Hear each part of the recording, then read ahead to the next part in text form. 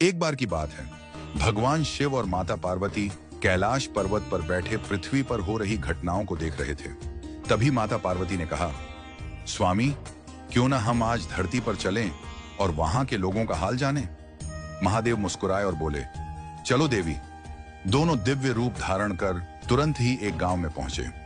वहां एक नदी के किनारे बहुत से बच्चे खेल रहे थे। सभी बच्चे पानी में उछल कूद कर रहे थे, लेकिन माता पार्वती की नजर एक बच्चे पर पड़ी, जो दूर एक पत्थर पर बैठा हुआ बच्चों को खेलते हुए देख रहा था। उसकी आंखों में उदासी थी और वह एकदम शांत था।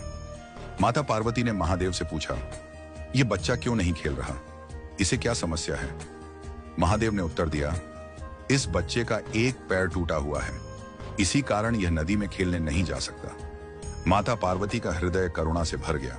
उन्होंने महादेव से प्रार्थना की, हे स्वामी, कृपया इसका पैर ठीक कर दीजिए। यह बच्चा भी अन्य बच्चों की तरह खुशी से खेल सके, यही मेरी इच्छा है। महादेव ने माता पार्वती की बात मान ली और दिव्य शक्ति से उसका पैर ठीक कर दिया। बच्चा खुशी से उछल पड़ा और नदी की ओर दौड़ गया। माता पार्वती संतुष्ट हो गईं और दोनों कैलाश लौट आए। अगले दिन माता पार्वती और महादेव फिर से उसी स्थान पर पहुंचे। उन्होंने देखा कि अब वही बच्चा नदी में अकेले खेल रहा है और बाकी सभी बच्चे किनारे पर बैठकर उसे देख रहे हैं। बाकी बच्चों के चेहरों पर भय और असहजता थी। माता पार्वती को यह देखकर हैरानी हुई। उन्होंने महादेव से पूछा, स्वामी, ये क्या हो रहा है? कल तो सभी बच्चे मिलकर खेल रहे थे, अब यह बच्चा अकेले क्यों खेल रहा है और बाकी दूर क्यों बैठे हैं?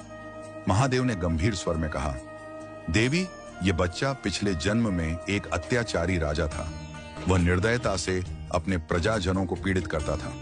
अपने पापों का प्रायश्चित करने के लिए इसे इस जन्म में विकलांगता का दंड मिला था, लेकिन आपके कहने पर मैंने इसका पैर ठीक कर दिया। अब इसके कर्म चक्र में बदलाव हो गया।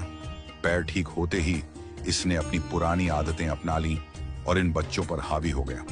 उसने अपनी ताकत और अभिमान से सभी को डरा दिया, इसीलिए अब ये बच्चे इससे दूर हैं। माता पार्वती को यह सुनकर गहरी सीख मिली। उन्होंने कहा, स्वामी, क्या इसका जीवन चक्र हमेशा के लिए बदल गया? महादेव बोले, कर्म चक्र सदा चलता रहता है। इसका स्वभाव और व्यवहार ही इसे नए परिणाम देंगे, लेकिन यही जीवन की सच्चाई है। हर व्यक्ति को अपने कर्मों का फल भोगना ही पड़ता है। कुछ समय बाद बच्चे के व्यवहार को देखकर उसके माता पिता ने उसे सही मार्ग पर चलने की शिक्षा दी।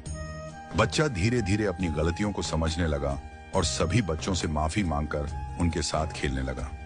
सीख, कर्म का फल अटल है, लेकिन सही मार्गदर्शन और प्रयास से अपने कर्मों को सुधारा जा सकता है। स्वयं भगवान भी